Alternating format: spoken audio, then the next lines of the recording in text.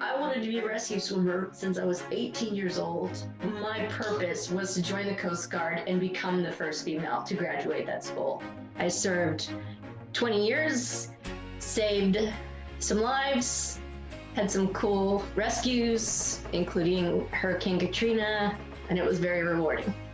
I went into it knowing that they were pretty proud of the fact that there weren't any females that had made it to the school. My supervisor, he would say stuff about, oh, your nipples are hard, you must be happy to see me, and he would just say it to totally embarrass me and mortify me in front of like 11 guys. He would force me to hug him, come up and smell me. After a year, I couldn't take any of it anymore. So after I filed a complaint, immediately after that, they started putting in negative paperwork against me. I was a poster child and pariah simultaneously. A poster child and a pariah at the same time. Sara joins us now from her home in West Palm Beach, Florida. Sara, thank you for joining us. They may have called you those things, but obviously I call you a hero, and I want to thank you for your service. I love how you said, I saved some lives. Very matter-of-factly, thank you for the service, the work for others, and your courage to speak out here. I got to tell you, we were listening to how you describe what you were enduring, and I don't know how one focuses on such an intense job while experiencing those things that you detailed and keeping focused. How did you do it? Well, first off, Tamron, thank you so much for having me on your show. It's definitely an honor. So to answer your question, how to focus on your job and also go to work, which felt like going behind enemy lines every day, is definitely one of the hardest things that I ever did in my life. And I did it for years. It was sustained and compounded, harassment and just, maltreatment. And that plus I could just maybe go on a rescue swimmer training flight, but I also had to be prepared that we could get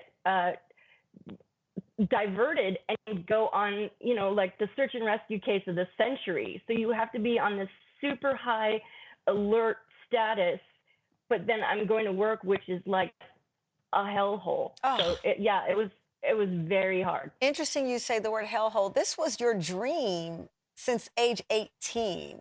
And to have your dream turn into a nightmare or this hellhole environment that you experienced, I mean, the heartbreak of it all. You know what I mean? You want something so bad and you get there. You get it. Yeah. And it is as awful, more awful than you could have ever detailed to anyone.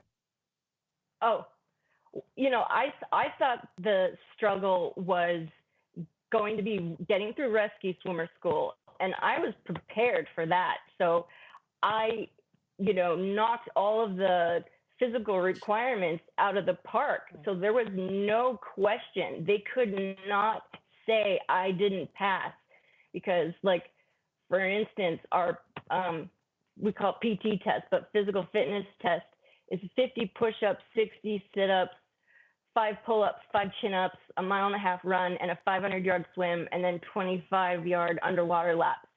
Well, it's 50 perfect push-ups. I did 80. What? And for the pull-ups, and these are guy push-ups. So you weren't just good at this; you were great at this. You were built for this.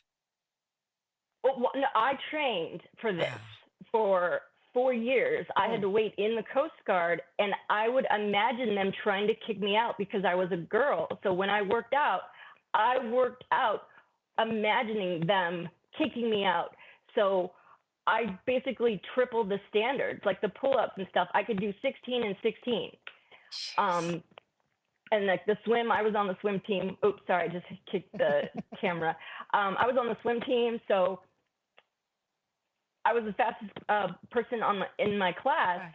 So I just gave them zero room for that. And that's what's so, and I thought so that upsetting. Would be over. Well, that's what's so upsetting. You gave them zero room to say that you did not perform at the highest level, and yet you come out and you tell of this harassment, and you're labeled the problem by your superiors. And your superiors have previously denied the allegations in a statement, in fact, to the Miami Herald. They said those have already been investigated, these allegations extensively, and nothing, they say, was substantiated. The Coast Guard said that they can't discuss personnel and administrative incidents on records, and that they are proud of the service of Miss Faulkner. That was the statement they gave.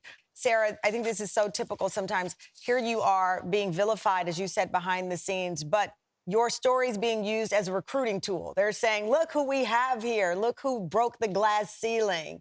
Meanwhile, these horrible things that you detailed are happening.